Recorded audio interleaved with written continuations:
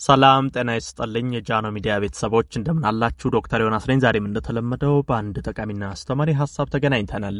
በዛሬ ፕሮግራም የምነግራችሁ በፍጹም በባዶ ሆዳችሁ መመገብ የሌሉባችሁን ምግቦች ይሆናል። በነገራችን ላይ በጣም በርካታ ሰዎች ባለማወቅ እነዚህን ምግቦች በባዶ ሆዳቸው ቁርስ ላይ እየተመገቧቸው በጣም ለተለያዩ ችግሮች እየተዳረጉ ለተለያዩ ህመሞች እየተዳረጉ ይገኛሉ። ስለዚህ ይሄን ነገር በጣም ማወቅና ጥንቃቄ ማድረግ ይኖርባቸዋል። በባዶ ሆዳችን መመገብ የሌለብን ምግቦች ምንድናቸው? እነዚህን ምግቦች ብንመገብ ምን አይነት ጉዳት ነው የሚያመጡብን? ምን እናድርግ የሚለውን ዋና ዋና ምግቦቹን፣ ነጥቦቹን፣ ሐሳቦቹን በዚህ ቪዲዮ ነግራችኋለሁ ማለት ነው። አብራችሁን ቆዩ። ለቻናሌ አዲስ ከሆናችሁ ሰብስክራይብ አድርጋችሁ ቤተሰብ ሁኑ። ይሄን መረጃም ላይክ ሼር አድርጋችሁ ሌሎችም ጋር ደርሶ እንዲማሩበት እንድታደርጉ በክብር እየጠየቅኩ በቀጥታ ወደ ሐሳባችን እንግባ። በመጀመሪያ ደረጃ በፍጹም በባዶ ሆድ መውሰድ የሌለባችሁ ምግብ ሙዝ ነው። ሙዝ በጣም ከፍተኛ ማግኒዥየም አለው። ይሄ ማለት ምንድነው? ቶሎ ሰውነታችሁ ላይ የመፈጨት ባህሪ አለው ማለት ነው። ታዲያ ሙዝን በባዶ ሆድ ስትወስዱት ቶሎ ይፈጫል። ይሄ ምንድነው ችግሩ? ልባችሁ ላይ ከፍተኛ ችግር ይፈጥራል። በተለይ ለልብ ድካም ያጋልጣችኋል። አሁን ሙዝን ከምግብ በኋላ ስትወስዱትና በባዶ ሆድ ስትወስዱት ያለው ነገር አንድ አይደለም። ለምሳሌ ከምግብ በኋላ በሙዝ ውስጥ ያለው ማግኒዥየም ቀስ እያለ ነው እየተፈጨ የሚሄደው። በባዶ ሆድ ግን ስትወስዱት ቶሎ ይፈጫል። ቶሎ በሚፈጭበት ጊዜ ልባችሁ ላይ ትልቅ ጫናን በማሳደር በተለይ ለልብ ድካም ያጋልጣል። ስለዚህ ሙዝ በባዶ ሆድ አትመገቡ። ምግብ ከተመገባችሁ በኋላ ማድረግ ነው ያለባችሁ። ይሄን በደንብ ማወቅ አለባችሁ።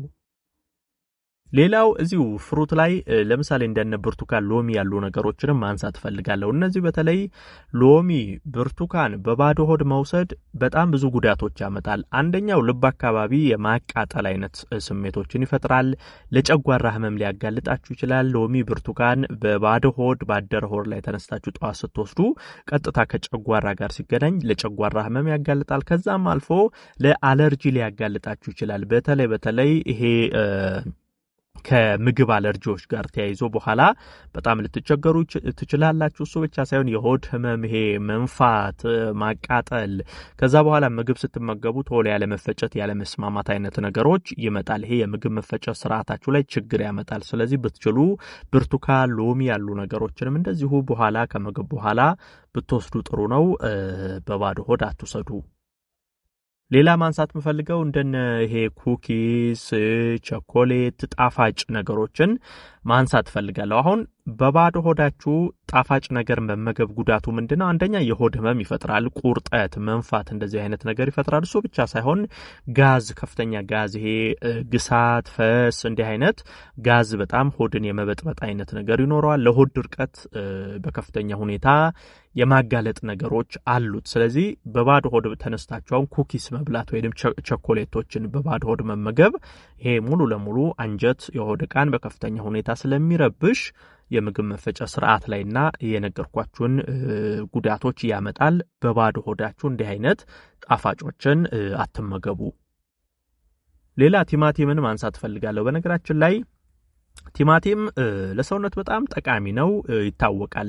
ነገር ግን በባዶ ሆድ ከሆነ መጥፎ ነው። እንግዲህ የትኛውም ነገር በአግባቡ ስትጠቀሙት ነው ጥቅም የሚሆነው። አለበለዚያ የትኛውም ጠቃሚ ነገር በምትጠቀሙበት መንገድ ላይ ይወሰናል። ጥሩ ነገር በትክክለኛው መንገድ ካልተጠቀማችሁት ጉዳት ነው የሚሆነው። ለምሳሌ ቲማቲም በባዶ ሆድ መውሰድ ጉዳቱ ይሄ ማቃጠል፣ ቁርጠት እንደዚህ አይነት ነገሮችን የማምጣት ነገር አለው። በባዶ ሆድ ሲወሰድ በባዶ ጨጓራ፣ በባዶ አንጀት ላይ ባደረ ሆድ ላይ ስትወስዱት ማቃጠል፣ መቁረጥ እንዲህ አይነት ነገሮች አሉት። ይሄ በተለይ ቲማቲም ቁርጥ፣ ጥሬ በጠዋት ተነስታችሁ በባዶ ሆድ መውሰድ የምግብ መፈጨት ስርዓትን ያዛባል። ስለዚህ ቲማቲምንም ቀን ላይ መመገብ ወይንም አብስላችሁ ከተለያዩ ነገሮች ጋር ደባልቆ መመገብ እነዛ አማራጭ ይሆናሉ እንጂ ቲማቲም በባዶ ሆድ ጥሩ አይደለም።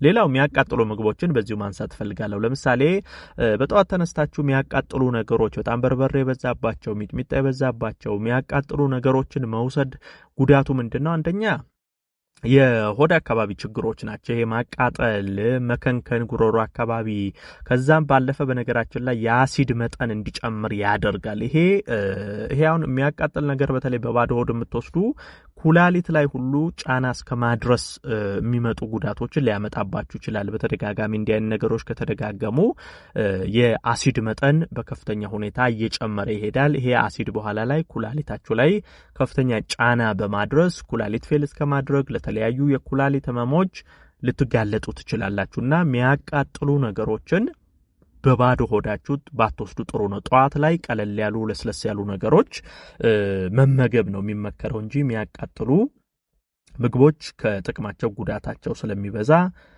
በባዶ ሆድ አትውሰዱ። ሌላው የለስላሳ መጠጦች ናቸው። እንግዲህ የለስላሳ መጠጦች በጣም ከፍተኛ ካርቦሃይድሬት አላቸው። የጋዝ መጠናቸው ከፍተኛ ነው። በባዶ ሆድ አይወሰዱም። የለስላሳ መጠጦችን በባዶ ሆድ መውሰድ አንደኛ የደም ዝውውራችሁ በከፍተኛ ሁኔታ ያዛባል። ከዛም አልፎ የምግብ መፈጨት ሂደታችሁን ያበላሻል። የስኳር መጠናችሁን ይጨምራል። በተለይ በባዶ ሆድ ጠዋት ተነስታችሁ ለስላሳን ስትወስዱ በአንዴ የስኳር መጠናችሁ ላይ እንዲወጣ ያደርጋል። ይሄ ለስኳር ህመም ሊዳርጋችሁ ይችላል። ሲደጋገም መጥፎ ነው። የምግብ መፈጨት ስርዓታችሁንም ያበላሻል። የደም ዝውውርን በከፍተኛ ሁኔታ ያዛባል። ለግፊት ስትሮክ ደረጃ ሁሉ ሊያደርስባችሁ ይችላልና ይሄ ለስላሳ መጠጦች ቀን ላይ ከምግብ በኋላ ነው እንጂ መውሰድ ከወሰዳችሁም ይሄ በባዶ ሆድ ተነስታችሁ አትውሰዱ። ሌላ ቡናን ማንሳት ፈልጋለሁ። በነገራችን ላይ ብዙ ሰዎች ቡና ከእንቅልፍ እንደተነሳችሁ የምትወስዱ አላችሁ። ይሄ መጥፎ እንደሆነ ማወቅ አለባችሁ። በተለይ ለጨጓራ ህመም ትጋለጣላችሁ። እሱም አልፎ የምግብ መፈጫ ስርዓታችሁን ያዛባል፣ ለድርቀት ያጋልጣል። በተለይ ቡና ጠዋት ላይ በባዶ ሆድ መውሰድ ሰውነት ተኝቶ ሲነሳ ከፍተኛ ፈሳሽ ቀንሶ ነው የሚነሳው። በዛ ሰዓት ውሃ ማግኘት ይፈልጋል። ቡና በባህሪው ድርቀትን ያመጣል። እንደገና ባደረ የሰውነት ፈሳሽ ዝቅ ባለበት ጠዋት ላይ ቡናን ስትወስዱ የባሰ የሰውነት ድርቀት እንዲከሰትባችሁ ያደርጋል። ጨጓራም በቀላሉ ለህመም እንዲጋለጥ ያደርጋልና ቡና ከምግብ በኋላ ነው እንጂ መውሰድ በባዶ ሆድ ጠዋት ላይ ቡና መውሰድ አይመከርም።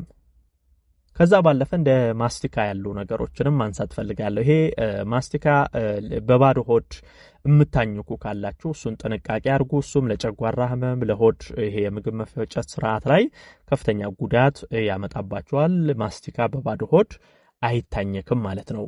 እነዚህ አሁን የነገርኳችሁን ነገሮች ምንጊዜም ጠዋት ላይ አስተውሉ። በባዶ ሆድ ላለመውሰድና ለተለያዩ ህመሞች ላለመጋለጥ ማወቅ፣ ጥንቃቄ ማድረግ ያስፈልጋል። ይሄን መረጃ ላይክ፣ ሼር አድርጋችሁ ለሌሎችም አጋሩ። ለቤት አዲስ የሆናችሁም ቻናሌን ሰብስክራይብ አድርጋችሁ ቤተሰብ ሁኑ። የዛሬን በዚሁ አበቃው። በቀጣይ ቀን ሌላ ጠቃሚና አስተማሪ ሐሳብ ይዤላችሁ ዳግም የምንገናኝ ይሆናል። እስከዛው በያላችሁበት መልካም ጊዜ